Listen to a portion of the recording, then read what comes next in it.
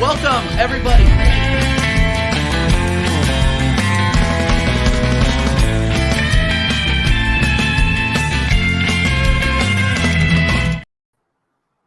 Yeah! Welcome, everybody, to episode 18 of the American Idiot Show. Big up Flawless for joining us. I've been a big fan of Flawless for about over a year now. I think when I first started listening to football podcasts.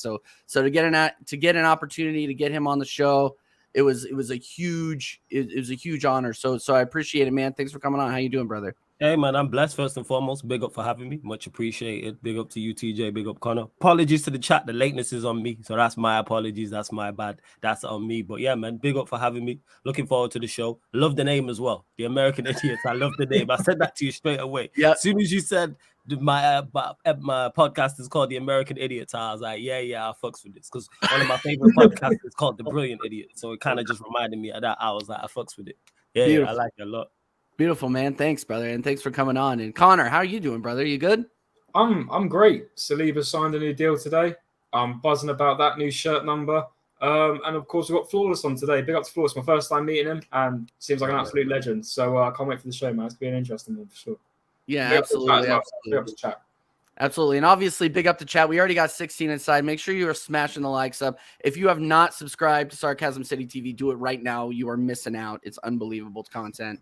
He has great guests every single time. And the crew's just absolute jokes, man. I think that's what I like the most about it. You got a banter crew over there. It's the shit. The crew's crazy. Yeah. The crew is hilarious. 110%. The crew is crazy. But yeah, it is always good jokes. It's always good vibes. Yeah, absolutely. All right, so let's get into it, guys. Manchester United, they needed their goal. They needed their goalie, and it looks like they got him in Onana. How are you feeling about that, Flawless? I know that was one of the key positions, that needed to be addressed. How are you feeling about it? Is that the level of goalkeeper that you want, or were you looking at somebody else? Oh yeah, over the moon in regards to, and it's not so much about Onana because I've not watched him week in, week out. I've only seen like a few games he's played. I've seen glimpses, spoken to Inter Milan fan in Mo, who I know from Never a Foul, who waxes lyrical highly about him, and other people. You mentioned the panelists on my channel. A lot of them watch a lot more European football than I do, football outside the Premier League, I should say. And everyone I've spoken to, so whether it's an Inter Milan fan or rival fans, can't speak highly enough of him. So I'm over the moon in regards to that. He seems to fit the profile. And I just wanted De Gea gone. That's what it was. That's what I'm more happy about than signing Onana, because there was talks of De Gea potentially staying because we did offer him a contract. Then he was going to sign, but then we pulled back on the contract. And that was one thing people were very critical of Ten Hag over. And I was looking at him closely in regards to, you've now seen De Gea for a season. So It's not like you're stepping into the unknown. You are fully aware of what you're getting. And De Gea is just not a modern day goalkeeper. He just hasn't evolved with the times. So the fact that Ten Hag and the club have done this, I salute them for that, because it's a ruthless move that needed to be made. And people were talking about, how can you treat a legend like that? He's been here 10 years. He's won every trophy at Manchester United, bar the Champions League. That's all well and good. But football, you have to be cutthroat. We've seen Pep do this when he first went to Manchester City. And on top of that, people forget De Gea tried to leave us not too long ago. Where was his loyalty to us? People forget that when he was in for when Real Madrid were in for him, he wanted to go. And people forget that Van Gaal dropped him. I believe it was for Valdez. It was either Valdez or Romero. I can't remember which one. But he got dropped at the start of the season because Van Gaal not verbatim, but I'm paraphrasing, basically said his head wasn't right. Now, let that be this season with a Martial or Sancho. Our fan base is in uproar. And rightfully so. You know what I'm saying? But it's De Gea. People like to sweep it under the rug. So yeah, Onana, hopefully we get the deal over the line, because it's so important and it's right down the spine of the team as well. Yeah, no, absolutely. And I couldn't agree more. Well, people's opinions will come to fit their narrative, right? Where people will be like, oh, how can you do that to your legend? Blah, blah, blah. It's just like, no, you're not, you don't really care. You're just slagging out the team. People don't really, like, people get so emotionally involved in this, and we're going to get to that as soon as we talk about my least favorite Swiss football player in the world, Granit Xhaka. As soon as we get to that fraud, people are, Connor, I know you're going to go off on this too, so we'll talk about that in a second. But no, he's like fuming. He's ready to go. But no, people forget that these are replaceable employees. If they are not the levels of the club, which De Gea stopped being the levels of Man United, I think probably 2-3 years ago, in my opinion. And this is it, because Exactly. the game evolved and people don't realize, like, De Gea for his time, quality, all well and good, 4-time player of the season.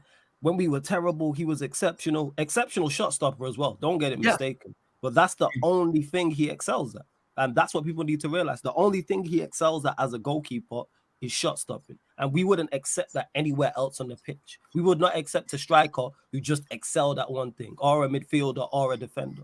Like, if we're trying to level up and go and compete at the highest level, David De Gea is just not it.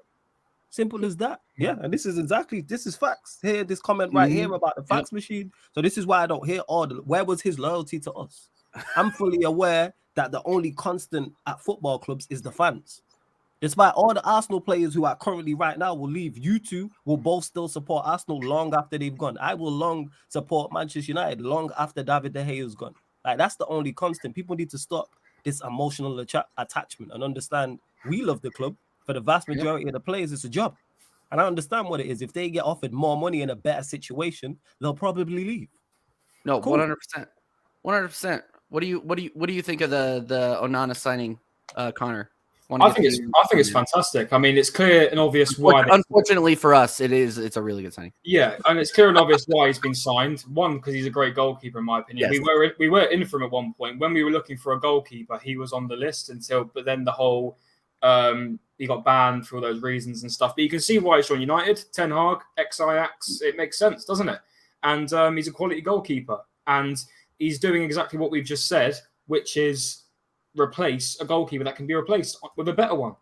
And it's a great move for United, and they've made a really good move there. And United fans, and especially my mates, are quite surprised they're actually making moves before August, because normally it takes them ages to even make moves. And then they've already signed 2 players in Mason Mount and now practically Onana. So yeah, they're moving, and it'll be interesting to see what they do in the rest of the window, because I don't think they're going to stop here. They've definitely got to do some outgoings, that's for sure. But they needed a changing goalkeeper, man. They needed a change. De Gea is sort of he was there for way too long, in my opinion. I think he should have left maybe 2 seasons, maybe even longer. He's been there for too long now. And listen, I'm not a Man United fan, so I can't speak on behalf of them. But listen, he's done what he's done for the club. He's won some trophies. He's had his time. But as a club, for any club, you've got to move on. It's as simple as that. They're not going to be there forever. And that's exactly what United are looking to do, because I don't think they're going to renew De Gea's contract, because it doesn't look like he wants to be second fiddle. So yeah, great move for Man United. Let him go back to Spain, man. Let him go back to Spain. I'm done with him. I'm done with it. It seems he's going Saudi Arabia. That's the only club that I've seen being linked with him. I mean, he's a pensioner. It makes sense. Yeah, not even anybody in the league I'm looking at it. And that shows his value. Like I keep saying, it's like the market will show you where a player is rated. And the fact that he's been available and the only links is Saudi Arabia tells you all you need to know. If he was of any quality, some form of European club will be in for him. Very same, actually the same as the Cristiano Ronaldo situation. But I was very strong on my thoughts about Cristiano Ronaldo. Say, he can lead us, he can take us to the top. He left and went to Saudi Arabia. Where was all these top European clubs that were supposed to be in for him? They weren't there, because that tells you his value. Because if we were to sell Casemiro today, there's a host of top European clubs who are going to be in for him because he's of a certain level. But people just like to lie because, they feel emotionally attached, like you mentioned. Yeah. Do you think a lot of the Saudi Arabia pull, and I think it's going away from that, but the Saudi Arabia pull is mostly just name recognition at this point, right? Like I don't think it's necessarily based off of talent. I mean, you could say Bernardo Silva is is an exception to that, but Conte, Ronaldo, like you just said, Benzema, exactly. It's just like. Yeah, they're raising the profile of the league. Yeah, that's what they're doing. I understand why they're doing that, because it's making noise. They're trying to raise the value. But like I was saying, if the only teams that want you if you're leaving Manchester United and the only club that wants you is in Saudi Arabia, that tells you the level you're at. Tells you the level you're at. Exactly. And they're hiring Frank Lampard to manage teams. They're hiring Nuno. No, Steven Gerrard. They've just hired. Oh, Steven Gerrard. Sorry. Yeah, Lampard can't get even Lampard can't get. No, Lampard. The way that Lampard can fail upwards, he'll probably be in charge in Chelsea by December. Hey, so if much gets sacked, yeah, that could happen. Yeah, you right. You never know with them, though. Never know. Yeah, absolutely. Yeah, so let's get into. You know what, Connor, I don't want to delay it anymore. Maybe we can talk to Flawless about this. Yeah. Because I watched your podcast last night with Cam, and this is going to be the same kind of thing. So let's talk about Granit Xhaka finally leaving. And I talked about this on the last show. Like normally, like Flawless, when I called into your call-in show, we're out here in America. We're 7 hours behind you guys, so we're like the last to get the bad news, right? So whenever I wake up, I'm just like, shit, like freaking, we just signed Kai Havertz, great, awesome, No, but as soon as I saw that that Xhaka was leaving, I was just like, oh man, it's gonna be a great day. Like I got up, drank my coffee, fed the dog, pet the dog, kissed the wife goodbye. Like I was just like, yes, it's gonna be an awesome day. And I know Connor felt the same way. Connor, how are you feeling about Xhaka's departure and some Arsenal fans' opinions about his redemption arc? Oh my god, some of these Arsenal fans confuse the hell out of me, man, because I'm gonna keep it real. This guy had one good season out of 7.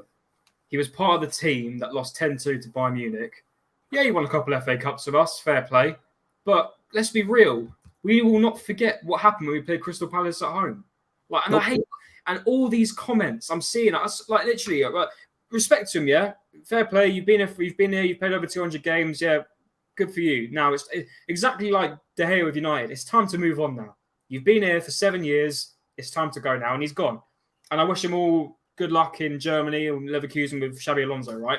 What I'm seeing all over social media is his redemption arc was fantastic. He's a hero. Oh, he should stay. Hero or what? And I'm just thinking, these fellas, like his redemption arc. What did he do to redeem himself? He had one good season and scored a couple goals. Like, let's be real, half a good season. He didn't win a trophy. He didn't succeed us to win a trophy. Let's not forget, at Liverpool, he was the reason we practically drew that game. When he went off against Trent Alexander-Arnold, there was so many times that, yes, Xhaka was good for us the season just gone. I'm not going to get that twisted. But again, so many moments where this guy kept losing his head. And he was one of the most oldest players in the team with the most experience. And he was our captain. Let's be real, he was our captain last season, our real captain, wasn't he? Because Odegaard's not a captain. Yeah, vocally. As everyone said, he was our captain without the armband. But I'm seeing all these comments. Oh, let's get him to stay. Let's do this, let's do that. I'm going to keep it real. Declan Rice is about to be announced. I guarantee you, no one's going to remember Xhaka in the next 2 months because it's going to be Declan Rice. Fact. Who's going to remember Xhaka? Real talk. Who's going to remember Xhaka? Like, I'd remember Santi Cazorla more than Xhaka. Like, what's going on here? And this whole thing about a redemption arc. What did he do to redeem himself? He didn't win anything. So what did he do to redeem himself? And I'm just sick and tired of these guys, man. I'm like, we've literally just signed, in my opinion, a fantastic midfielder. Maybe a bit too overpriced, but the price is a different thing. We've signed a fantastic midfielder who, in my opinion, could possibly be a future captain for Arsenal. But we're now here still talking about keeping Xhaka. Why? We've seen the amount of times this guy has held accountability for so many errors in this team and what he's done. The amount of red cards this guy's accumulated at this football club. Oh, people forget about that real quick. More red cards than how many red tees we sell every single year for home shirts. It's unbelievable. Listen, I'm happy he's gone. Respect to him for what he's done, but I just don't understand the whole thing about, oh, he should have stayed. We love him. He's a hero. His redemption arc. None of that makes sense because he's won none of them and done none of them. Like, is what it is. But anyway, listen, it's funny because everyone will forget about him in a couple of months anyway because Declan Rice is now signed. So I think, and you know, there are rumors. There are rumors, man, that they're going to play Kai in his role. I'm going to be honest. I think Kai, and I don't rate Kai. I don't. But I think he is going to be as good as Xhaka was. But if Partey stays, well, then where does Declan Rice play? One dead player for another. Sorry, go ahead. If Partey stays, TJ, where does Declan Rice play if they won't have? That's what I don't get. Why all of a sudden you see all these starting 11s all over these Arsenal? Kai doesn't start if Partey. No, but that's the thing. As soon as we sign a new player, instantly he goes to the team. Go on, Flores. And now that cool. I wanted you to let you go. I was just saying because you mentioned Thomas Partey, and that's an interesting point. I think Partey does, even though I think it's the wrong decision from an Arsenal perspective. Yeah. I think Partey gets dropped. You don't spend that much money on Kai Havertz and he don't start. Or the flip side is, if he don't start in midfield, he drops Jesus. Eve is terrible for Arsenal. I can't believe you, man, have done this deal. I still can't believe it. Like, as much as I'm in shock about Mason Mount, and I think it's a terrible deal for Manchester United. Oh my God, I got a great question for you after that too. One of the two things I'm happy about the Mason Mount deal is the fact that you lot signed Kai Havertz. That makes me feel much better. And he has a very good chance. They're the two things, the two pluses to the Mason Mount deal. I still can't believe you've done it. Sorry, Connor. Because like TJ mentioned, my guy Cam, who I do the United Arsenal show with on Sarcasm City TV, went off just like you. It's like listening to him again, just someone with a different face and a different accent. I heard this all yesterday, so go on, carry on. I was gonna say, I'm sick and tired of these Arsenal fans. As soon as you sign a player in their predicted starting 11s, he's got to go straight in. Now, I like the signing of Timber because talking of United wanted him last season. He was part of Ten Hag's team when he was at Ajax, and Ten Hag wanted him. I think he was one of the priority signings for last season for United. So I do think some United fans are a bit sad that they haven't got him. I'm quite happy we've got him. I haven't seen enough of him. I'm going to be honest. I don't watch Dutch football. The only time I watch Ajax is in the Champions League, so I've seen him play a few games there. But I'm looking at these things. I've seen people drop Saliba for Timber. What's going on here? They don't. Oh no! Why are you dropping this? Just because it's the narrative. Are you on Twitter too much? I think you're on Twitter too much. It's on Instagram. This is on Instagram, man. I'm more on Instagram. You got to take these things with a pinch of salt, man. You got to take these things with a pinch of salt. Why are you dropping it? It's crazy, but yeah, no. I think if we do sell Partey, which is still a possibility, I don't know what's going on with that at the moment. I do think Havertz will play in that Xhaka role. It might be too attacking. We'll see. A lot of people are saying let's not play him in midfield. It'll be the wrong move. Let's play him up front. A lot of people are saying let's not play him up front. That's a bad move. Let's play him in midfield. And I agree with Flawless. You can't be spending that much money and not start him. And I think that's the reason why Arteta's bought him. He wants him in his starting 11. So we could possibly see Partey being benched if that's the case. But then again, I look at the situation with Zinchenko. He can't play at left back, man. He's got to be in midfield. And that's now another thing we've got. Now we bought Havertz, which... Well, he's going to stay there, right? We can wax lyrical about putting Zinchenko in the midfield all we want, but we know that's not going to... Of course he is. But then again, we look at the Nottingham Forest and the Wolves game, TJ. We played some messed up three at the back, whatever it was, a 3-4, whatever it was. It was a 3-4-3. Partey was at right back at one point, and it's just like Zinchenko wasn't there, so God knows what Arteta's thinking, but oh man, it'll be interesting to see how this team lines up. But we're now in a situation where we've bought Kai Havertz, and we've now got we do have a lot of options to now put into this midfield. I mean, we've now got 4 attacking mids in the team. I mean, that just says it all, doesn't it? So we may have overhauled now with the Kai Havertz signing, but it's going to be interesting to see what happens. I do think the most likely scenario will be Partey will probably leave, unfortunately, because I do like Partey, and I do think he, on his day, is fantastic in midfield. He has had his moments where he's been a bit shaky and he has fallen off. I don't like the debate with, he's better than Casemiro and Rodri, and I'm not just saying that because Flawless is here. I don't think he is.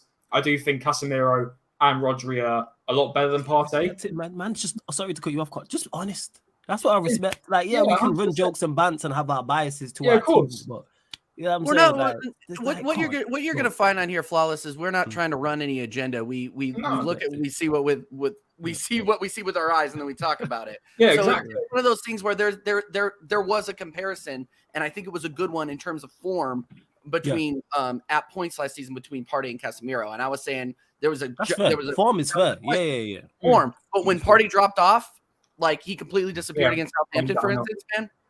Went down. I was done with it. But listen, we've now got Declan Rice, so he's obviously going to fit straight into that party position if he does. But that's the thing, man, because I really wanted to see Rice go into Xhaka's. But I said it to you the other day, teacher. I want to see Rice go into where Xhaka was playing because I think Rice can go forward. I think he can offer. Like I said, I don't think we've seen the whole Declan Rice thing yet because, like I said, at West Ham, it's a very defensive line. At West Ham is completely different. David Moyes plays a very defensive type of football. Declan Rice is not allowed to go forward. He's always back. Mm-hmm. And we all know the scenario of England is shit football. Let's put it like that. You don't see players play. It was fact. You don't see your players, i.e. like Rashford, like Saka, play the way they do for their clubs because Southgate ball is dead. We all know that. We drew with you in the World Cup. Well, yeah, exactly. And so we know where it's at. So we know where it's at. But that's why, and that's another scenario we now have. We've bought in Kai Havertz for this amount of money. You can't really have him on the bench, can you? But I would love to see Rice in a more attacking role. But if it's now going to be a scenario where Havertz plays, not only are we going to be playing massively attacking football, because that's 2 attacking midfielders in our midfield, I don't think we're going to get the full amount of Declan Rice. As much as he is a DM, I would like to see a bit more. But hey, well, people have spoken about you lot because they say it is Havertz next to Rice, like Zinchenko in doing what Manchester City did this past season. So Zinchenko will invert, so you have your back three. Zinchenko inverts into midfield to Rice. Havertz and Odegaard will be like the 2 10s, and then you've got your front three, which personally I think is a terrible idea. But 100%. Yeah. You can't defend. We literally, when it comes to no fullbacks, we're screwed because we've seen it multiple times last season. I can't remember what stream I was. I was on a stream of Del Boy Gunners, and it was a situation where Zinchenko went forward. Well, it's happened all season. You can go back and watch any of our games. Zinchenko goes forward as the inverted, which he is perfect at. That's his role. Defensively, he's shocking. Once he goes back and defends, because it doesn't even track back. It doesn't track back.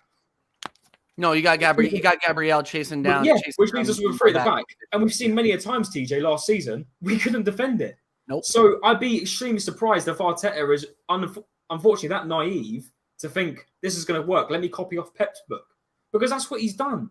If we look at it realistically, he copied Pep's system last season, really. I think our attacking football is fantastic. But in terms of the way the defence plays, it was a bit of a carbon copy, if you got to really look at it. And I hope we don't do that this season because we all know Ben White can't play centre-back. And if we go to a 3 at the back, that ain't going to work. We've got to have a 4 at the back.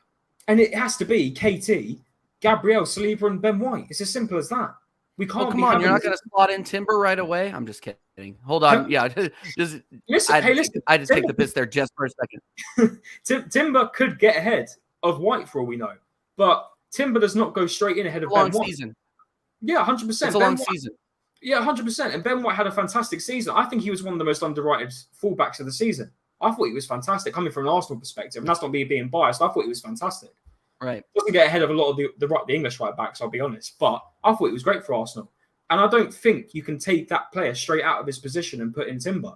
As great as Timber could be, I don't want to do that. So, hey, we'll see what happens with the formation next season. But that midfield... Go on, TJ. Go ahead. No, as I said to you the other day, this midfield, especially what we're going to see in pre-season, this midfield choice is going to be interesting because we've got a lot of midfielders now, man. I thought we've overhauled it, but we'll see what happens because we know Jorginho's still here, so we still got him. Partey could still be here. We still got Sam Lokonga. We still got. I like how we first of all. Let me just interrupt that, and then I'll address that. 24 inside. Make sure you're smashing like. We only got 22 likes. Get it up to 30 before the end of the stream. 30 before the end of the stream. Make sure you are subbing to TJ Warren TV if you're new. Make sure you're subbing to Sarcasm City if you haven't already. Come on right now. And make sure you're following CMO.editing and proper.arsenal on Instagram. All right, guys. Yeah. So every time we talk about the CDM position, we're just like, yeah, we need more. And then I remember we still have Jorginho back there. That's good backup. I think the Havertz deal has really messed you lot up because it didn't need to be made. No, it makes zero sense whatsoever. Like Rice, Partey, Odegaard, that's a midfield. Yes. And then if you have Jorginho backing that up, cool. Maybe you sign somebody else to also be back up as well. To like then, all right, that makes sense. Yeah. But this Havertz thing, whether it's Havertz in midfield, whether it's Havertz as an 8, whether it's a 10, whether it's a 9, he doesn't improve your first team. And flawless. We've still got Emil Smith-Rowe, and it's sort of like he's just being shoved to the side because we've now got the 4 attacking mids and Odegaard, Smith-Rowe, Fabio Vieira, and now Havertz. And I completely agree with you. It doesn't make sense because now we just overhauled in the midfield, in my opinion. Well, no, and here's another thing too is that here's what really scares me about this is that. We are looking very, very deep in the midfield without Havertz, right? Without Havertz, I think we would have done some damage. So that the thought creeps into my mind that is this guy really going to play him at number 9? That's what I'm thinking. Like, is this guy really going to do it? He might do that though. He might do that, and that's sell Balogun, sell Nketiah, and it'll be Jesus. Yeah, and then it'll be Jesus and Havertz, and then we got to watch Jesus, who struggled last season. Like, let's be honest, he struggled with injury, and he struggled burying it towards the end of the season when we needed goals. And like, look, he was never going to be the out and out striker that we needed, but he's great at linking play. He's great in the false nine, getting balls into Martinelli, Trossard, Saka, blah, blah, blah, blah, blah. We all heard it before. We talked about it until we're blue in the face. But if he puts Kai Havertz at center forward in any sort of key games, you might see a fire rising from Kansas City from England. I'm going to be fuming. Fuming. You know what? Understandably so, because that's a terrible idea. Him up top because he's got that Jesus for his It's a possibility. That's the thing. It's definitely a possibility. Arteta will fix him. Arteta's going to fix him. He's going to reinvent Kai Havertz. He's going to bring back the Leverkusen version of Kai Havertz. Okay, yeah. Leverkusen version. Yeah, all this nonsense. There's so much nonsense. Like he's not better than Jesus. Yes, Arsenal need to improve, but need to improve on him. But Jesus is a miles better number 9 than Havertz. Yeah. Miles better. Like, I just don't get it. He's not even a number 9. He's a number 10. I personally think Kai Havertz is a number 10. You're the first person I've actually heard say that's his actual position. Because when I ask Chelsea fans and other people, I'm like, what's his best position? I never get an answer. People don't know what he is. He's clearly number 10, in my opinion. The only reason I say that is because his best football of his career so far, when he was in Germany, he was playing number 10 for Leverkusen, and he done very well for a season or two. So that's why I'm thinking that must be where he's most confident. But then the excuse is, no, he's a number 9 because he won the Champions League at number 9. That's the excuse. That is the excuse. And that's another thing. I'm thinking we could sell Balogun for between maybe 40 to 50 because that's where we're valuing him at. And I think that's a fair value because I think he was very good. Any less than 50, I'm going to be pissed. But then again, you look at maybe someone like Trossard. Trossard, in my opinion, deserves more games, and he can play at centre forward or striker. He could be better than Kai Havertz as well at the number 9. You know, so there's a lot of things to think about, TJ, because remember, we've been in situations where we've been thinking, Jesus Christ, we have no depth. We don't know who to play. It's the same players, and as soon as they're injured, we're screwed. We've got Joss on the bench. Now, Havertz isn't the most ideal player to be thinking about as your backup, but could have worse. But yeah, it's going to be interesting, man, to see what happens, because I'm not going to lie, it's looking peak in terms of the striker role at the moment. Yeah. All right. Well, can we stop talking about Arsenal just for a second? Yeah. We got flaws. You know, I should be happy. I came into this being like, yeah, you know what? I'm going to be happy about this. I was even on Del Boy's stream yesterday being more positive than normal, right? So let's talk about United. Can I throw a quick question to Ford? Yeah. Go ahead. Now, I've seen you've been linked to this Atalanta player. Is it Hodgland? Is that how you pronounce it? I call him Hoyland, but don't. I might have butchered his name, but I know who you're talking about. Pronunciations are not my best when it comes to these players, but I know who you're talking about. Yeah. Now, I've been seeing you've been linked with him a lot, and I've seen numbers here. I've seen 30 million, and then I've seen 80 million. I've seen all these numbers throwing around that what they're going to let him out for. Do you think, because obviously you're in need for a striker as well, talking about strikers, United need a striker. Let's be real, because Martial isn't going to do it. Rashford, in my opinion, isn't a striker. He's a winger. And obviously you got rid of Weghorst as well. So you need a striker. I don't know a lot about Hodgland. I don't watch Atalanta. From what you know, Flawless, if you signed him and he's your main striker for the season, are you content or do you want better than that? Because in my opinion, if I was a United fan, just from off the basis, I think you need better. But what do you think? In an ideal world, I would like him alongside somebody. So the ideal world is go get a senior striker and then have Hoyland backing him up. But we need at least bare minimum 2 strikers. In my opinion, we need 3, because you mentioned Martial, number 1's not good enough. Number 2 can't stay fit. Weghorst is in here no more. We have 0 senior strikers currently at the football club. Rashford can do a job up there, but I agree. He's a wide player. He's an inside forward, wide player.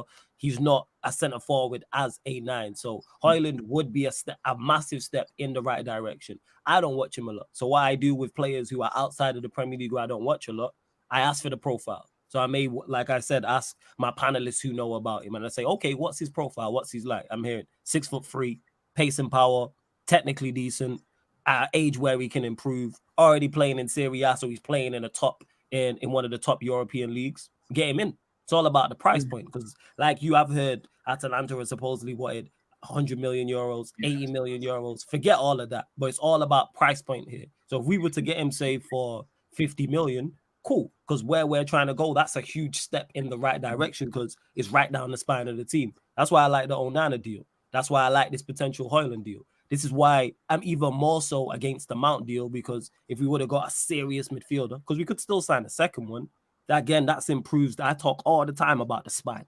The spine of your team is so important. And one thing I give Ten Hag full credit for is he's addressed that instantly. He addressed it in the summer. He addressed it again in January, and he's addressing it now again this summer. So yeah, Højlund, in an ideal world, yes, I would prefer. I want Tony still. I'm still a big fan of Ivan Tony. I want Tony as well. Despite the bet, see, I know you know ball. Despite the betting scandal, it's like you just go talk to Brentford and get him in January. So ideal world for me is Højlund, sign another youngster, someone cheap who's like a teenager, someone who's 18, 19 for, I don't know, 5 million from somewhere. And then you have those two up until January, and then you go get Ivan Tony in January, and then that's your free, and then you let them battle it out. But Manchester United are a cup team, so even signing a bad boy senior striker doesn't really change too much. Premier League, forget about it. Champions League, forget about it. We're chasing FA Cup and League Cup. That's what it is. I don't put too much stock in top four. That should be a bare minimum. I'm going to ask a question. I'm really not trying to be an asshole. Do you think Erik ten Hag can get a tune out of Mason Mount and he'll be a net improvement on your midfield? I think he can. Yes, because I've seen Ten Hag improve players that we had wrote off. Like Aaron Wan-Bissaka, for instance. Exactly. One of our most consistent players from when he started. Like after the World Cup, from when he started, he didn't fall off. And that was a player pretty much every Manchester United fan, like general consensus was get rid of him, not good enough. And we've seen Ten Hag improve him, not only defensively, but also him on the ball. So can he get a better Mason Mount? Yes. Will Mason Mount be a positive in regards to the team? Yes, but I've said it before, I say it again. He'll be an improvement, is marginal. Or let's say he's just an improvement. Right. That is not good enough for where we're trying to go. Manchester United need major improvements. And this is why I'm so critical of the signing. We've signed Casemiro, who was a major improvement in that area, and you've seen the difference he made. We signed Lisandro Martinez, who was a major improvement in that area, and you see the difference we made. And because we have Casemiro, if we would have went and signed, and it still could happen, so hopefully I could be wrong on this. If we would have went and signed a serious quality midfielder, that makes our midfield as a unit now serious. If you put Casemiro next to, let's say it's a Lavia or a Caicedo, for example. I don't think we sign either of those, hypothetically. Look how much better our midfield now looks if you put a Casemiro next to a Caicedo or a Lavia, or even a Frankie de Jong, for example. And it's like, as much as I'm not a fan of Bruno, I'm like, that makes the team overall so much better. I have faith in that midfield unit to go up against any midfield unit in Europe. Mason Mount is just super underwhelming. But will he be a positive? Yeah, but it's not. People keep saying, oh, he's an improvement on what you have. It's not hard to be an improvement on what we have because our midfield's so poor. People need to stop using this being an improvement on McTominay, being an improvement on Fred. I'm a fan of Eriksen, but I've been saying pretty much all season long. I think Eriksen's there. Yeah, like I'm a fan. Like as a squad player, and we need a major upgrade. Yeah, we need a major upgrade. Like he's had his impacts, but with Ten Hag's system, do I see Mount getting something out of Mount, like in terms of form? Yes, but Mount at his very best is very good. People keep saying, "Oh, it'd be decent." When has decent been good enough? Why is decent all of a sudden the bar for Manchester? Like, no. So yeah, it'll be an improvement, but the sign is just underwhelming. Yeah, no, 100%. And I when you ask a lot of the Arsenal fans, and again, this goes back to the Doughboy stream yesterday, we were having a laugh about who would we rather have Mason Mount or Kai Havertz? It's just like, who really cares? Yeah, like it doesn't really matter. They're both two cheeks of the same us. That's gonna be the debate for the new season. Who has the better season? Mount, such a dead debate. Yeah. Like, do I think Mount the better player? Yes, but I'm not sat here saying, yes, we signed Mason Mount. This is no. We're talking about Kai Havertz when we just signed freaking Declan Rice. Yeah, it's not, because if we did this show 2 months prior, and I said on this very show, you know what Manchester United need to improve to go forward? Mason Mount, the chat would have killed me for it. The chat would have killed any chat, whether it's here, you know what I'm saying, on the American Idiots, whether it's Sarcasm City TV, wherever else it is. We go back, you know what I'm saying, in the past 2 months ago, and I sat here and said, Mason Mount is what Manchester United need to move forward. I would have got absolutely crucified. That would have got clipped. That would have got put out on all the socials, and I would have been laughed at heavily. But now, because Ten Hag's done it, all of a sudden it's a good idea. No. And I'm a big fan of Ten Hag, people. Do not get him mistaken. If this is the first time you're hearing me talk, big fan of Ten Hag. I back him 110%. And I back him on, especially on signings outside of the Premier League. Right. But I have evidence on Mason Mount. I've watched him. I've seen him at his very best for Chelsea when they had the Champions League run. And I've seen him at his very worst for Chelsea. And even at his very best, you're not good enough for where we're trying to go to, in my opinion. Yeah, 100%. Yeah, no, I totally agree with you. Yeah, 100%. Hey, guys, if you guys have any questions for me, Connor, and Flawless, put them in the channel. Put them in the chat right now. We're gonna go for probably about another half hour. Then we're gonna split and enjoy our weekends. I don't know the whole. Oh yeah, so I was going to say, Connor. And again, not just saying because Flawless is here. I genuinely think Ten Hag could be a fantastic manager for Man United because you can see he's obviously won the Carabao Cup, which apparently is Tim Pot, by the way. Even though if we won it, we'd be celebrating it like no tomorrow. Whatever. Like we didn't watch Liverpool. Sorry to cut you off. Like we didn't watch Liverpool do a parade around the city of Liverpool. Well, yeah, exactly. Well, no, we know there was a couple of Arsenal fans, Flawless, who when you won that trophy was a bit like, oh, nah, it's Tim Pot, but I think that's totally wrong. In my opinion. Get ready for you. You're ready to be embarrassed. So when we beat Man City, because I don't think Pep is going to take it seriously. So when we beat Man City in the Charity Shield, get ready for the double deckers to be pulling out of freaking out of the Emirates. And the fan base getting behind them, throwing a parade. It's unbelievable. It's going to be unbelievable. Watch it happen. We were lucky we were in lockdown for the Liverpool one when we beat Liverpool. Yeah, we were lucky we were in lockdown because people would have gone crazy. Oh, it's unbelievable. TJ, it's unbelievable. But no, anyway, like I'm saying, no, I think Ten Hag, it just feels right. I don't know what it is. Do you know when you look at a manager, like it's like with Pep with Man City, or I was about to say Ancelotti with Real Madrid because I thought he'd been perfect for them, but he's now gone to Brazil. But for me, I don't know if it's just me. I look at a manager and I think he looks right. He fits right at the club. Like for me, Eddie Howe. When I look at Newcastle at the moment, he fits for me, and that's what I think Ten Hag does for United. The problem with Man United is they need the owners to back Ten Hag because the Glazers aren't backing Ten Hag, in my opinion. That's a different story because I'm not full Man United. I've got Man United mates who think different to me, or the Glazers. You could talk about that for hours, in my opinion, when it comes to United. Thanks. But the way I see it, I don't think Ten Hag's very happy with the way he's being backed because you know he wanted a certain amount of players. I think last season he had a list of players like the Timber, and he didn't get them. He got Lisandro Martinez, who I think was fantastic. We wanted to get him, but obviously he wanted to go to United. Fair enough. Ex-manager, it made sense. But I think he needs the right backing. And I think if he does get the right backing, is it the Saudis that you're looking at? Yeah, Qatari. Qatari. Yeah. They do come in. I swear to God, I genuinely think United will be back on the rise because I think Ten Hag can take that team places. I'm being serious. I hope he doesn't get sacked for anything because I generally do think that manager will get United places. I just see it. I really do just see it. And we'll see. We'll wait and see. But they're making moves. I mean, the first thing you've had to do is move on from David De Gea. And I think that's a good first step. That's a massive step in the right direction. I said the same thing about Tottenham. They've got to get rid of Harry Kane and Son. You've got to move on as a club. It might take you a bit longer to rebuild. I don't want them to rebuild because they're Tottenham. But if I'm going to look at it in a footballing hindsight, rivalries away, if I was a Tottenham fan, personally, Kane and Son have got to go and you just got to rebuild. It may take another 10 years, but if you can't be stuck in the same situation where Kane's carrying you and you're winning nothing, then this is exactly what I think United are now doing. They're now selling the players that have been there for too long, like De Gea, and they're rebuilding. And then now watch, they're going to rebuild, and they will get somewhere top. And now the next person to go is now Harry Maguire. Because by God, he's got to go. He's got to leave. 100%.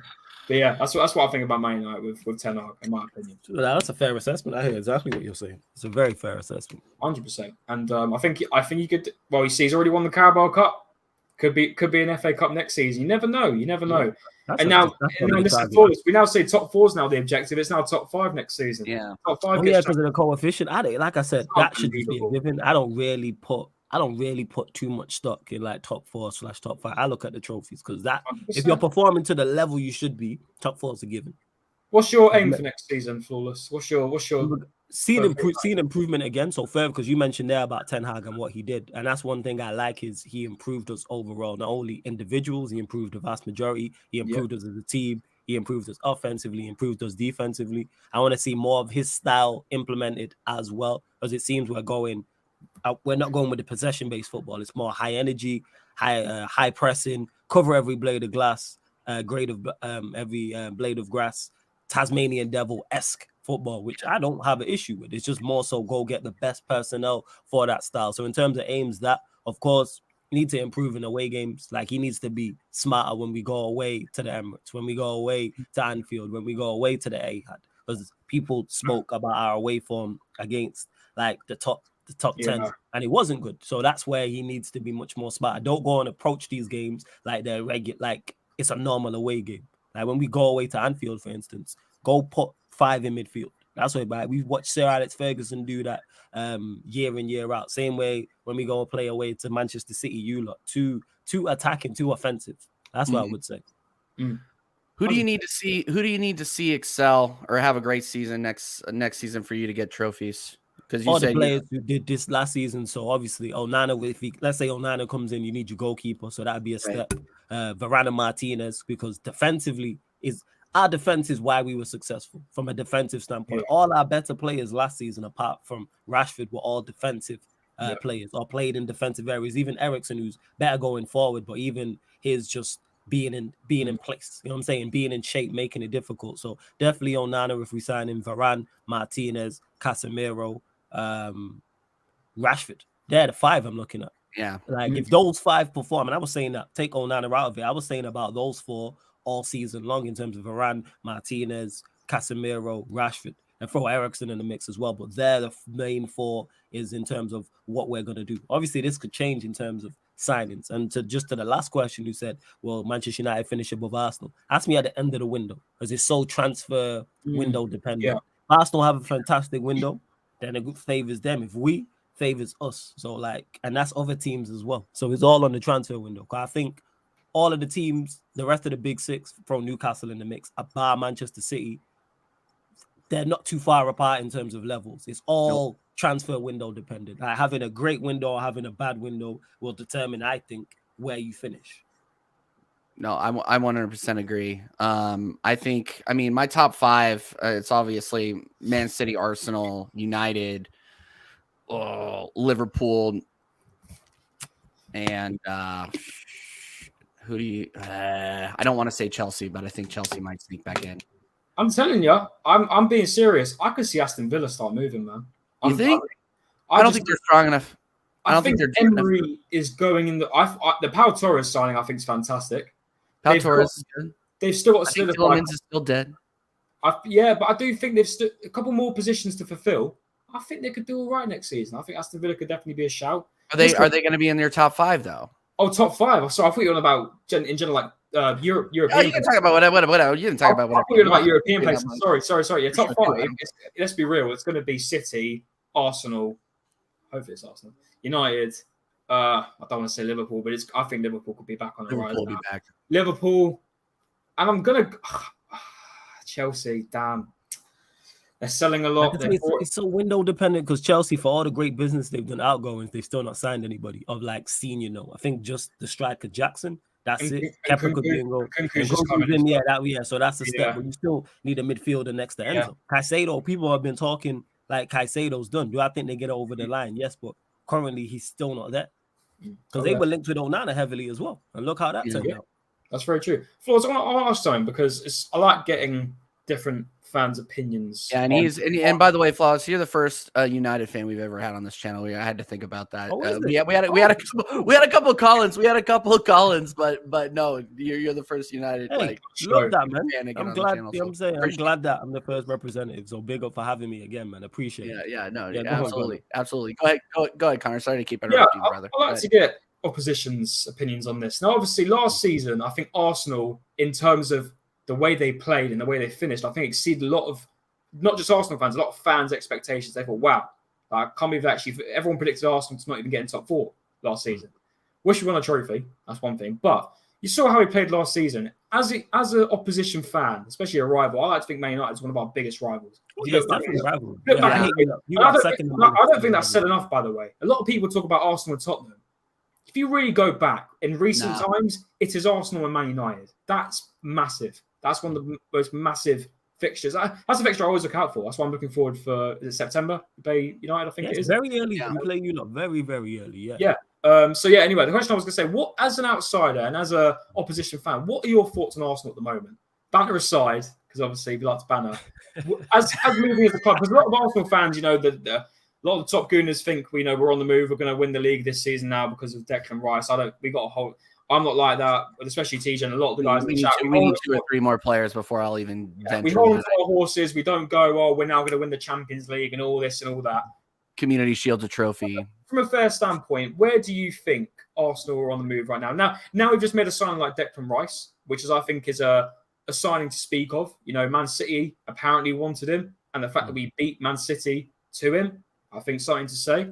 What do you think we're now moving as a club? Yeah, well, Declan Rice is definitely a big step in the right direction. I think he's a good signing. I think he can be a very good player for you. I think Timber's very shrewd business. I think that's clever. I don't think that's getting spoken about enough.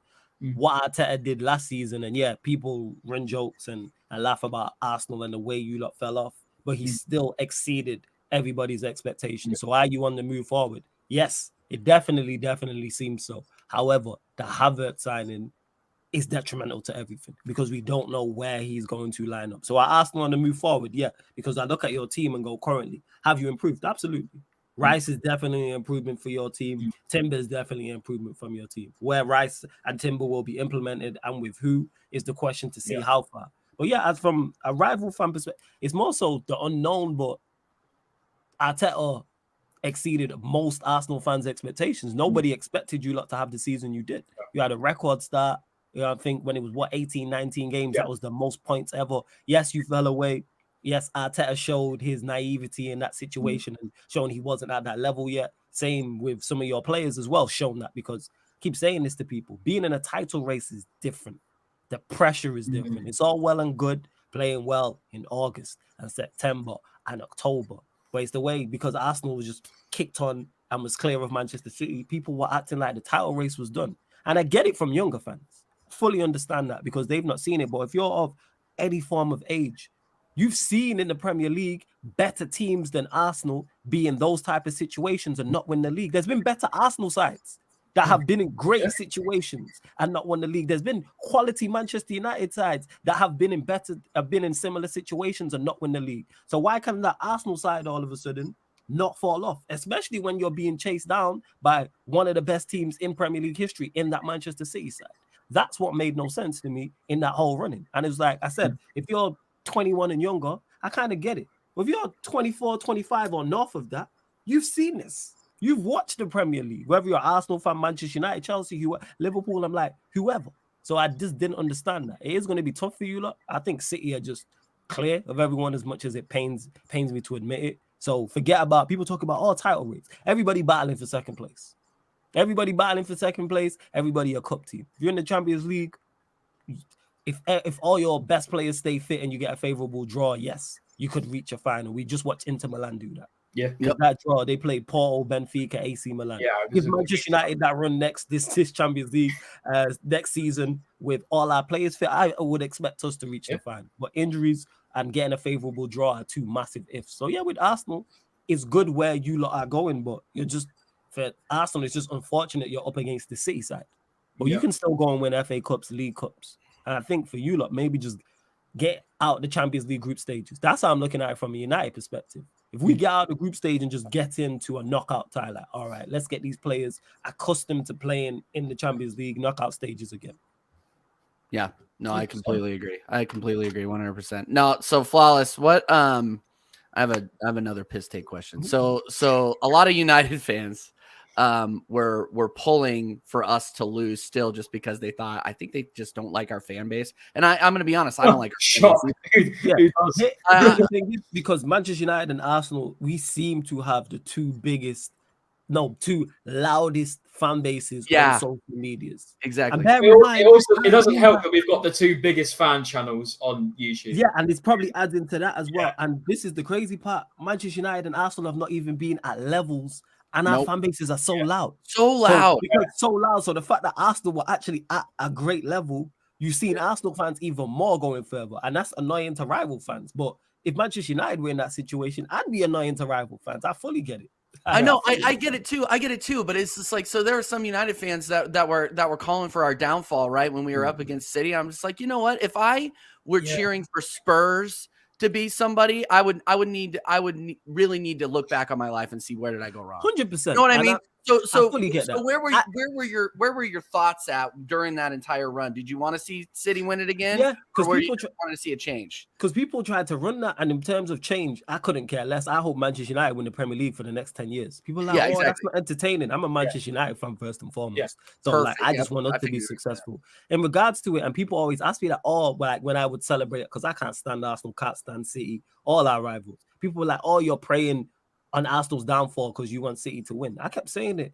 I lose either way. There's no win. I kept saying this was my thought process on it, and it was not unpopular, but people didn't really go this way, which I didn't understand. I was fully like, I lose either way. If Arsenal win the league, as a Manchester United fan, I'm unhappy. I lose because I don't want to see Arsenal win the league. If Manchester City win the league, I'm a Manchester United fan. I don't win either way. Gary Neville said the best thing when he was on Sky Sports when it was City and Liverpool going for the league title. It's like picking a man to take your wife off you. It's like picking between two guys to take your wife off you. That's how I felt. I know exactly. I am not going to be happy. I don't want to see Arsenal be successful in any competition. I don't want Manchester City to be successful in any competition. So the fact it was those two, I'm like, I lose. If it was you lot, I lose because I would have had to put up with Arsenal fans talking rubbish and where we won a league and blah blah blah and all this type of shameless stuff. I'm not even gonna lie. Yeah, same with Manchester City. If it's them, they three-peated, they've done that. They're the second team to do it. They've matched you treble, lose either way. Yeah, it was a lose-lose situation. Yeah, it was. I mean, I've got a Man United mate, and he straight up said to me, I don't care if City win the treble. I think, yeah, you do. Of course you do. Of course you do. Of course you do. Listen, I'm only 19, so I've got all my mates. I like to put it, we're all pretty. When it comes to it, we're all pretty deluded. Like if we're in a good spot, like my West Ham mate, fuming that we signed that. He still doesn't believe we signed Declan Rice, by the way.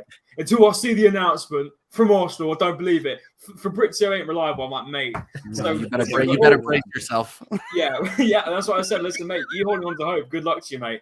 But we're all in that. But I just saw my mate, and he said, I don't care about the. I'm thinking, yeah, you do. Of course you do. You literally were the last team to do it, and you think you're literally next door neighbours.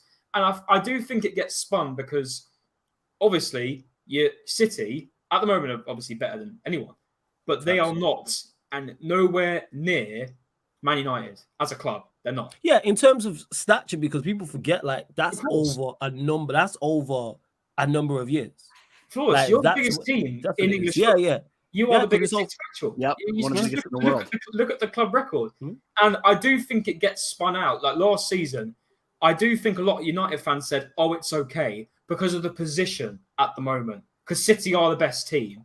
And I do think it gets spun and you do think, because at the moment, let's keep it real, Arsenal and Man United are on the same wavelength, with trophies at the moment and form. We are pretty close. United have been in the Champions League more than us in recent years, however, have fallen back into Europa League, and we've been in Europa League for the last 5-6 years.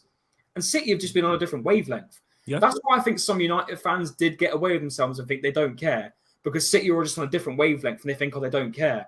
If you're going to look at it realistically, especially when they did go ahead and win the treble, I do think a lot of United fans went, shit, right. We were right. We were wrong. Because that's really ridiculous. Facts, because they're built. Yeah.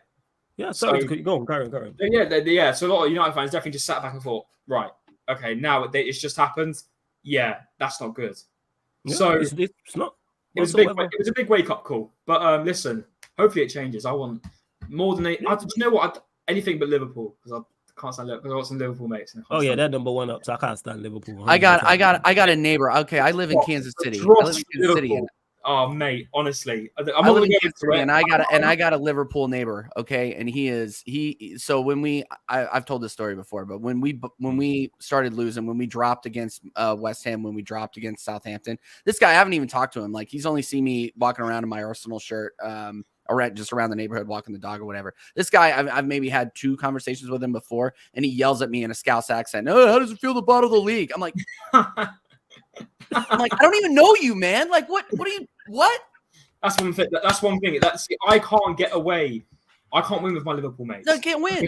We have no, but do you know why? Because we haven't won the fucking Champions League. That's why. We haven't. Because every time I try to go at my mates are like, oh, as your club won the Champions League, I'm thinking, Jesus Christ, one Premier League in how many years? How many years? You know, and it's just like, but then again, Champions League, they won it a couple of years back. You think, you can't. I hate them situations where Europe comes back to bite us in the arse in so many debates. Like, this is why I can never win debates with Arsenal, as an Arsenal fan, because Europe always comes back to bite you in the arse at one point, and that's sadly the thing. But yeah, I got a really good question for you, Flawless, because Flawless, you have your shows span multiple sports, multiple sports leagues, things like that.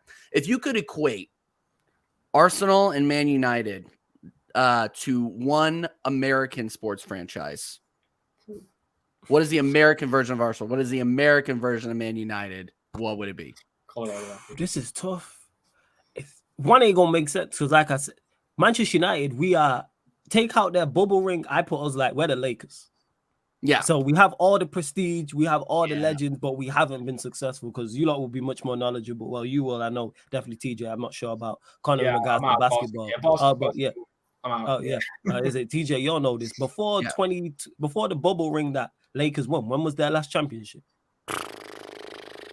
11. See, there we go. So that's Manchester United because our last Premier League title was 2013. So in terms of from a sporting franchise, I'd say take that out. Where the Lakers, in terms of both got the prestige, both got legends, both got huge fan bases, etc., but nowhere near what we once were. So that's how I would look at that. In regards to Arsenal, I'm trying to think. You are like I'm trying to think. Old success, like years ago success. I was gonna say you guys probably aren't big baseball fans, but I would say, I mean, Man United. Yeah, I'm not a baseball fan. That's why Man United are the Yankees, or if you're gonna equate it to football, recently, like NFL, it would be like the Patriots. Okay, because I don't know baseball or American football. That's why I went to the basketball. With Arsenal, I'm not sure. Can't think of a basketball team that is kind of like Arsenal have been successful. But not been successful like recently. You'd have to go back because like I look at Liverpool and go like they're like Boston Celtics. That's how I look at it. I'm saying they just, Liverpool. There's Liverpool in green. That's how I look at Boston Celtics type of thing.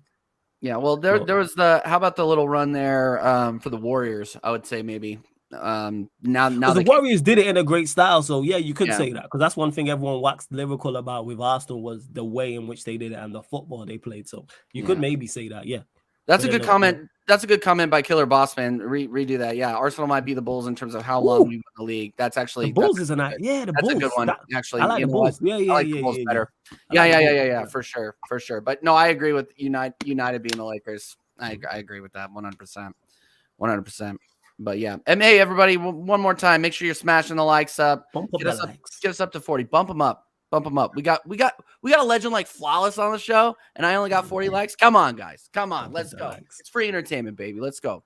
All right. There was one more comment that I wanted to get to. Now I can't say that. Yankees versus Red Sox. Maybe no, none of that.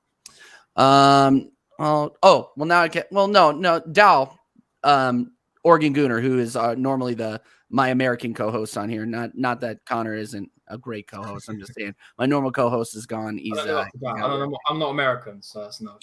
No, you're close enough though. You probably got like a cousin second removed. Yeah, counts. Yeah, no, but so where does Jadon Sancho fit in at Man United? He doesn't. And I'm a big fan of Jadon Sancho, huge fan. And when I say that, people, I'm talking about in terms of his talent. Yeah, super talented, but I can no longer defend him because he hasn't delivered.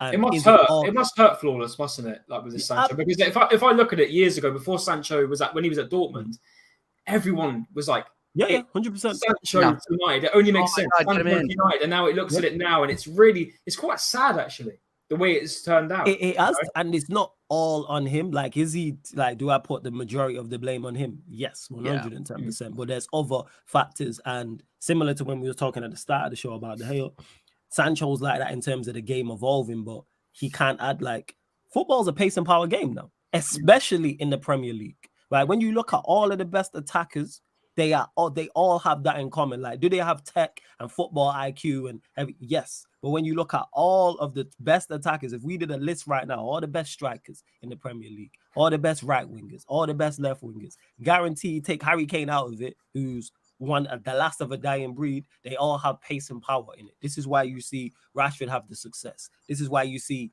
Garnacho, who's in the same system as Sancho with the same players, have impact, because that's one thing he has. And the list goes on and on and on in terms of that, whether it's Saka, whether it's Martinelli, Jesus, whether it's Haaland, who broke every record. City are kind of an anomaly because they're in a fantastic system, but take them aside. But even Grealish's power. The only one they don't really have who doesn't fit that is Mahrez, and he's top 10 right wingers in the Premier League of all time. So you're one of the best wingers we've ever seen in the Premier League. So take him out of it. That's what it is. Like I said, your attacking players who've been successful, ARS. This is why Chelsea struggle so much, because they don't have that. Liverpool, Mo Salah, Mane, you see that with them two as well. You see Diaz have success. So with Sancho, he doesn't. Rashford's going to play from the left. Garnacho's going to play, not Garnacho. Anthony's going to play from the right. Mason Mount's going to play. Bruno's going to play. And we're going to sign a 9. He's not going to play. It's time to move him on. It's just the wrong time for him in the wrong club at the wrong league, because I think he'll go elsewhere and be successful. If he went back to the Bundesliga, or he went Serie A, or he went La Liga, he'd be successful. Do you think he just doesn't fit right now? Yeah. Do you think the lack of consistency at the top for Man United affected him at all? To an extent, like, yeah, I don't think, because people say, oh, it's him mentally. I don't think it's him mentally. It's just his game. The way he plays doesn't fit with the modern day, and especially what we're trying to do. I mentioned Mason Mount and us going to that style in terms of more high energy. That's not Sancho. Doesn't mean he can't have success and play well, because there's certain games he did, but he doesn't do well enough, because we watch Garnacho, who's 17, go into the same team with the same players and have impact. We've seen him do, and there's no way I'm going to sit here and say Garnacho's a better footballer overall than Jadon Sancho. No. If we compare their attributes, Sancho's beating him 110% without doubt. But Garnacho, because he has that directness, because he's electric and he's direct, that's why you're going to have impact in today's game. That's just the way it is, and it's just unfortunate for Sancho.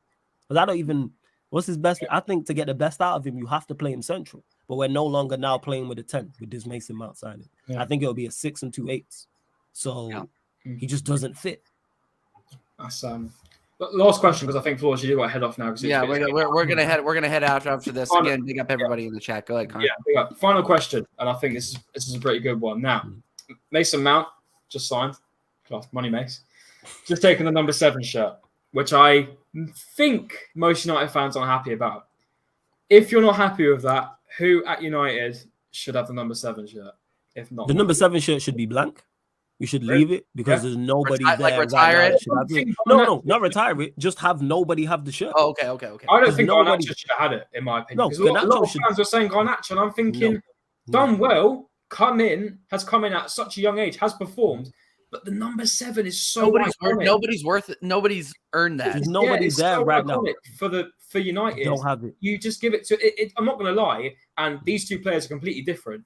It isn't a bit of an Eddie Nketiah if that was to happen. That's exactly what that is. Thierry Henry, and going from Aubameyang to Nketiah, who Aubameyang was probably one of our best strikers in a number of years at Arsenal, and you're giving it to Eddie Nketiah. If Garnacho was given that, as much as it is a bit of a PR stunt, in my opinion. Oh, it's definitely PR. Yeah. Oh, yeah, definitely. That would sound that's what it feels like. At least it wasn't written into the contract like Eddie Nketiah's was. Yeah, you have to. Was his written into the contract? Yes. Yeah. He had to be 14 and 100 bags a week, man. That's Get him out of my club. Anyway, go ahead. That is crazy. But yeah, with the number 7 shirt, I think we should have just left it blank. No one should have took it. I'm glad Garnacho didn't get it, because it would have just put added pressure onto him, number 1. And number 2, how I don't really put too much stock in numbers. What I look at with numbers is it shows the intent of how much the player is going to be involved. So the reason why I didn't want Garnacho to get the number, because 1, then I'd be like, he's going to be a starter, which then means Rashford will probably play up top, which then means we wouldn't get a striker. And I'm not trying to see Rashford as the main number 9. Garnacho's better right now, currently off the bench. Like, as good as he's been, he's got so much to do in terms of development, and he'll get there. So use him off the bench, and he'll get game time as well. We're in 4 competitions, so he's going to get game time. With the Mason Mount thing, whether he got the number 7 the number 77 or the number 19, it don't really make too much difference because our number 7 hasn't been iconic for the longest. Michael Owen had the number 7. Di Maria had the number 7. Cavani had the number 7. Our last good number 7 was Antonio Valencia. I forgot. Because Cristiano Ronaldo was washed with the number 2. So I don't really look at it and go, where I put too much. That number's not been iconic. Like the number's very similar to Manchester United. It's the number 7 at United in name only. Same way Manchester United are Manchester United. And people are like, oh, we're Manchester United. We should do this, that, and the third. Have you seen us over the last 10 years? Yeah. We haven't won a major trophy in 10 years. People forget like this done happen. We're Manchester United currently in name only. We don't operate like a big club currently. Like we're doing certain things with Ten Hag, yes, but I'm saying the vast, like we're a cup team currently. Our aim isn't to go win the Premier League and Champions League. That's not the conversation. It's improve, finishing the top 4, FA Cup and League Cup. That tells you where we're at. And I think last thing, because I know got shit off Flawless. And I think, and I've said this multiple times of Arsenal, that is the same thing. Because as an Arsenal fan myself, and especially how I've seen us perform last season, I won a title race for Arsenal this season. Because we've done it last year with, in my opinion, with what we've got now, a worse team last season. And we could probably add to it this season. So we've got, in my opinion, we've now got a better side already with Declan Rice and Timber coming in. I want it again because we've proven we can do it. And I don't want to hear the excuses about Liverpool had a bad season, Chelsea, blah, blah, blah. We can do it because we've shown it against the teams last season. Facts. I want the title next season. The excuses are going to be we get top 4, we're in the Champions League again, woohoo. I think social media has changed it a lot, thinking that us here sitting here, we all want the Premier League title. You know, you want the Premier League title yourself, Flawless for United. TJ and myself want the Premier League. Everyone in the chat probably wants the Premier League. Everyone wants the Premier League title. But now, social media, in my opinion, has elevated the likes of top 4 so much. Like everyone talks about Arsene Wenger saying top 4 is a trophy, blah, blah, blah. Maybe it probably started from that, yes. But social media has twisted it to make it such a big thing that you have to be in the top 4 and it's such a success. It's not. You said it there. You know why, Connor? Because it's social media, because people don't want to be bantered for not being in the Champions League. Exactly. I've never once sat anywhere here, whatever platform I've been on and gone, Manchester United, I want us to finish in the top 4. 100%. Like I said earlier, that should be a given. But then imagine if that's the bare minimum. That's not even something that needs to be discussed. It's the standard requirement. The biggest team in England. What? Yeah, literally, and 100%. But then you look at it and you think even if you do get top 4, and if it's such a success to be in top 4, even though teams like Arsenal United should be in the top 4 because of the stature, in my opinion, I think it's very clear. Yeah. Even if you do get into it, it's such a celebration. Yeah, top 4 next year. Imagine if you get bantered and get grouped, which is what we could maybe do this champion, because we haven't been in the Champions League for 7 years, guys. Why automatically, we're now in the Champions League, we're going to go ahead and just smash it? We don't know that. We can't even win the Europa League for 7 years or 6 years, you know? So that's how I look with at our it. Track record and with our track record in Europe is so bad. And listen, all I want is Arteta to just do what he's being paid, win some silverware. Do what your job is being paid for. Stop throwing away cups and do what is necessary. And bring back United and Arsenal back up to the top, because that's what it was like before, and that's the way it should be, in my opinion. Well said, Connor. And with that, we're going to start wrapping up. I couldn't have thought of a better way to end. All right. Connor, shout yourself out, my man. Again, thanks for being my co-host on this one. You are the man. Shout yourself out, brother. No worries, man. Belt's Flawless. Fantastic, guys. Thank you very much for coming onto the show. Appreciate it more than anything. I know TJ appreciates it even more. Yep. And big up to the chat as well. We've had a solid 20 people in there the whole stream. So it's over between 25 and 30. It's one of our biggest audiences. Legends. Absolute legends. And, you can find me on Instagram. So I do graphics work for a lot of people on YouTube. Done it for TJ. A lot of the people in the chat. So you can find me on CMO.editing, as you all know. All my editing stuff, DM me for any inquiries if you need any help with your YouTube, graphics, anything like that. And follow me on my proper.arsenal accounts, my Arsenal news page. I haven't been posting much on it recently, been busy with work, but I'm going to try to get back into it. So you can either follow me on either of those social medias, and big up to everyone in the chat. And make sure you subscribe to TJ, man. Road to 500 subs. Yes, hit the likes, bump up the likes, people, and hit the subscribe button as well, and hit that notification bell when you do so. Yeah, 100%. thanks. Yeah. Flawless, shout yourself out, man. And again, like I was a huge fan before I was a peer brother. So getting to meet you, getting to talk is a lot of fun. I hope we get to do it again soon. So shout yourself Oh yeah, out. definitely. I've enjoyed this. Shout me next time, 110%. We'll do next time I'm here. Definitely do a longer show, without doubt. Thoroughly enjoyed this. Good chopping it up with you, TJ. Connor, and I bless as well. Good to meet you. Large up the chat as always. And that's me, Flawless, on Twitter and Instagram. So make sure you follow me on my socials because I always post out anytime I'm live on Sarcasm City TV. So make sure you subscribe to Sarcasm City TV on YouTube and make sure you follow the Sarcasm City TV Twitch as well, because you get separate content on both. TJ mentioned it earlier. We don't just do football. Of course, you get Manchester United content. We cover the rest of the big six. So Manchester United Arsenal show, Manchester United Liverpool show, Manchester United Chelsea Spurs show, other sports. If you say NBA, if you're an NBA fan, make sure you head over to the Twitch. Do find calling shows where that's just open. TJ's called in before. I think that was actually the first time we spoke. So we do that on the Twitch. NFL shows, F1 as well. So just make sure you follow Sarcasm. So subscribe to the Sarcasm City TV YouTube and follow the Twitch. And again, big up for having me, man. Much appreciated. I've enjoyed this. This has been good. Of course, man. Appreciate it. Appreciate it again. All right, everybody. Again, road to 500 subs. Make sure you are smashing likes and subbing and hitting that notification bell. Like Flawless said, next week we got Diesel making his TJ Warren TV debut on the American Idiot Show, and we will have Dow back. So Dow will be back. It's going to be a hell of a panel next session. So make sure you are hitting that notification bell and setting that alarm for 9 p.m. UK time. Every single Friday we are here, and we'll obviously litter your feed with a transfer show sometime in the week. Who knows? I'm ready for that to calm down just a little bit, just a tad. Yeah. Unless it's Sambi Lakonga leaving, and then I'll spin up Fabio Vieira. Stream right away. I'm there. Rob Holding, I'm there. Anyway, all right, guys, we're gonna go ahead and take it out. Have a great weekend. Thanks for tuning in, and we are out.